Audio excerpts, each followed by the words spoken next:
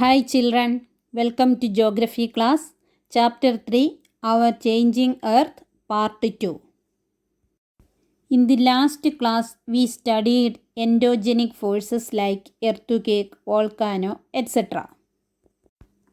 Today, we are going to discuss about exogenic forces. What are exogenic forces? The forces which act on the surface of the earth are called exogenic forces. Weathering and erosion are examples of exogenic forces. The landscape is being continuously warmed by these two processes. Children, what is the difference between weathering and erosion? Weathering is the breaking up of rocks on the earth's surface. Weathering can be caused by wind, water, changes in temperature, plants, ice, etc. Weathering is a slow process. It is a natural process. Weathering occurs in one place with no movement. There are mechanical, chemical and organic weathering processes. Mechanical weathering physically breaks up the rock. Organic weathering happens when plants breaks up rocks with their growing roots. Chemical weathering decomposes rocks and minerals. Erosion. Erosion is the wearing away of landscape by different agents like water, wind, ice, etc. These eroded materials are then deposited at another place. This erosion and deposition creates different landforms on the surface of the earth. What is the role of a river in erosion? Work of a river. The running water in the river erodes the landscape. The process of erosion play an important role in the formation of waterfalls. When a river falls suddenly at a steep angle over very hard rock or down a steep valley side, it forms a waterfall. Waterfalls are commonly formed in the upper stages of a river where it flows over different bands of rock. It erodes soft rock more quickly than hard rock. The fallen rocks crash into plunge pool. A plunge pool is an erosional rock cut feature formed beneath a waterfall. There are number of waterfalls in the world. Angel Falls of Venezuela is the highest waterfall and it is in South America. Niagara Falls and Victoria Falls are some other beautiful waterfalls. One of the famous waterfall in India is the Jog Falls. It is in Karnataka. As the river enters the plain, it twists and turns, forming large bends known as meanders. Meander is a bend in a river channel. The formation of meanders is due to both erosion and deposition. Meanders form when water in the river erodes the banks on the outside of the channel. Due to continuous erosion and deposition, the meander loop comes closer and closer.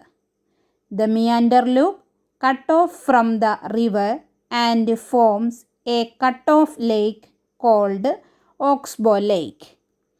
These are small and usually a U-shaped body of water. Next, we are going to discuss about floodplains. As the river floods, it deposits layers of fine soil and other material called sediments along its banks. This leads to the formation of flat, fertile floodplains. Floodplains are generally flat areas of land. A floodplain is a very fertile area due to the sediments deposited by floodwater. The raised banks of the rivers are called levees. Distributaries. As the river approaches the sea, its speed decreases. It begins to break up into number of streams. These are called distributaries. Each distributary forms its own mouth. The collection of sediments from all the mouths forms a delta. Deltas are wetlands. Deltas are also found where rivers meet a lake. The Ganges Delta is the largest delta in the world. Work of sea waves. The erosion and deposition of the sea waves lead to the formation of coastal landforms. Sea waves continuously strike at the rocks, so cracks develop in these rocks. Over time, these cracks become larger and hollow-like curves are formed on these rocks. These are called sea caves.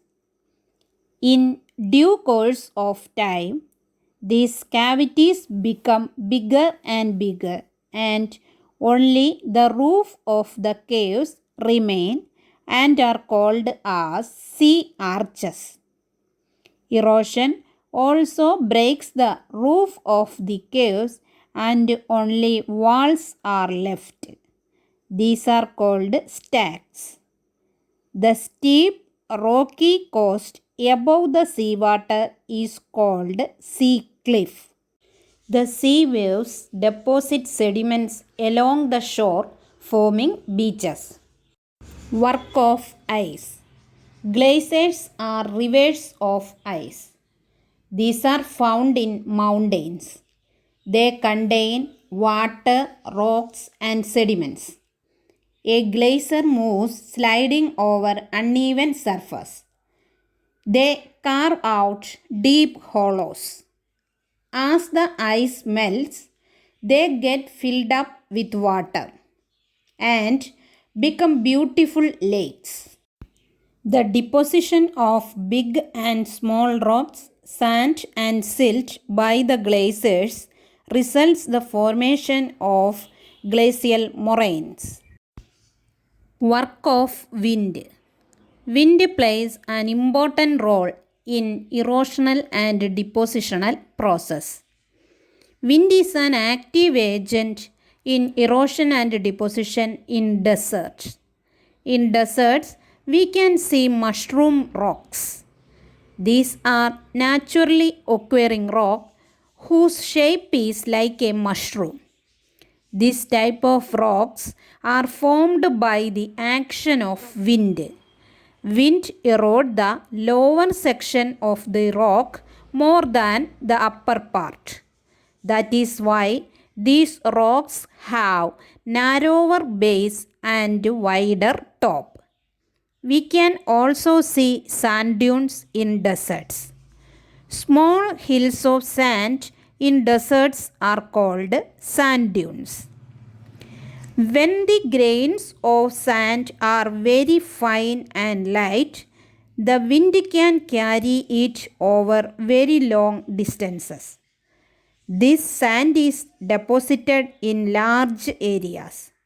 This is called loess. We can see large deposits of loess in China. This is the end of this lesson. Thank you.